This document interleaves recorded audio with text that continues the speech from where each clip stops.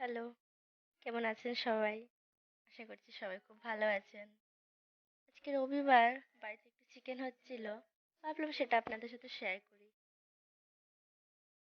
রবিবার দুপুরে আমাদের সকলের বাড়িতেই হয়তো কম বেশি চিকেন রান্না হয়ই হয়, তাই না?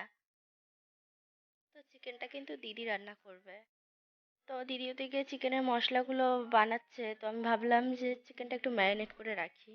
তো চিকেনটা ভালো করে ধুয়ে নিয়েছি, তারপর ওর মধ্যে একটু নুন, হলুদ, লঙ্কার গুঁড়ো, একটু কুচনো পেঁয়াজ, তেজপাতা আর একটু সর্ষের তেল আর 2 চামচ টক দই দিয়ে ভালো করে মেখে নিয়েছি।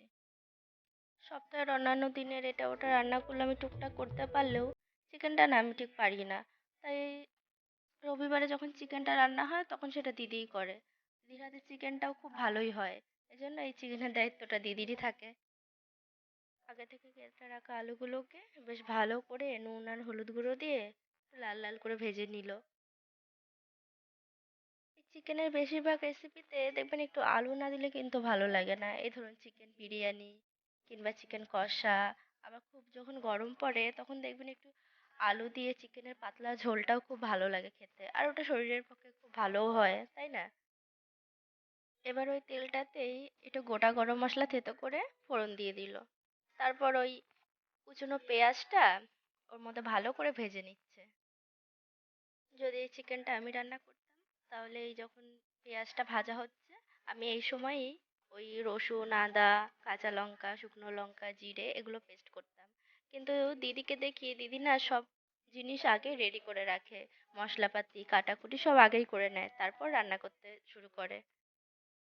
এই আগে থেকে সব মশলাপাতি রেডি করে রান্না করলে হয়তো একটু তাড়াতাড়িও হয়ে যায়। কিন্তু আমার আবার ওই রান্না করতে করতেই সব রেডি করতে ভালো লাগে আর সুবিধাও মনে হয়। পেঁয়াজটা এখন খুব ভালো করে ভাজা হয়ে গেছে। এবার ওই বাটা মশলা, ওই রসুন, আদা, লঙ্কা, শুকনো লঙ্কা, কাঁচা লঙ্কা দুটো মিক্স আছে আর একটুখানি জিরে, ওই পেস্টটা এখন দিয়ে দিল। তারপর এটাকে খুব ভালো করে এখন কষাবে। মশলাটার মধ্যে একটু হলুদ, একটু লঙ্কার গুঁড়ো আর একটু নুনও দিয়ে দিচ্ছে।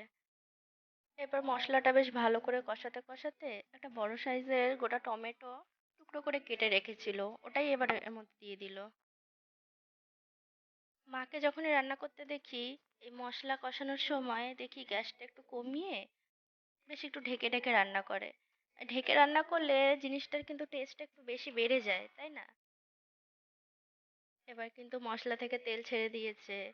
আগে থেকে ম্যারিনেট করা চিকেন আর ওই ভেজে রাখা আলুগুলোকে বেশ ভালো করে এবার মশলার সাথে কষাতে হবে। তাই এবার ম্যারিনেট করা চিকেনটা দিয়ে দিল। চিকেনটাকে মশলার সাথে বেশ ভালো করে নেড়েচেড়ে এটা ঢাকা দিয়ে কিছুক্ষণ কষিয়ে নেবে। তারপর যখন এর থেকে আরো তেল ছেড়ে যাবে, তখন ওর মধ্যে ওই ভেজে রাখা আলুগুলোকে দিয়ে দেবে। চিকেনটা কিন্তু বেশ অনেকক্ষণ ধরে ঢেকে ঢেকে অল্প আছে কষানো হয়েছে।